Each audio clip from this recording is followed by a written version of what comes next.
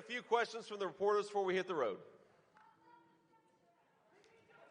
Senator Vance, thank you so much for taking my question. Jason Calvi, Fox 6, Milwaukee. Appreciate your time. At the Madison Square Garden event last night, you were there. A comedian said that Puerto Rico was a floating island of garbage. Your thoughts on that?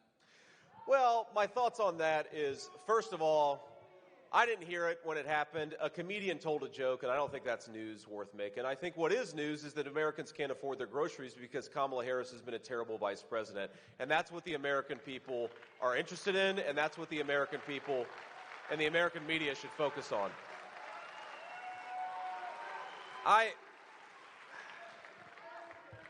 Look, maybe I'm old-fashioned, or maybe I just grew up with a grandmother who had an especially foul mouth. But you know what I do? You know what I do when I think a joke is dumb or not funny? I don't laugh. I don't create a fake outrage cycle to distract from the fact that our fellow Americans can't afford to buy housing. That is outrageous, and that's something to be offended by.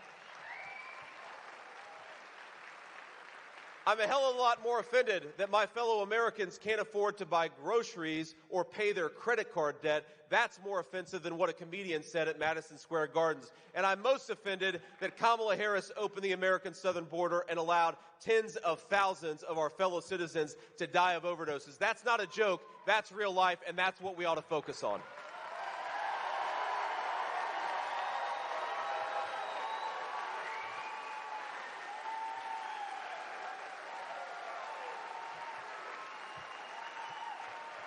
Thank you.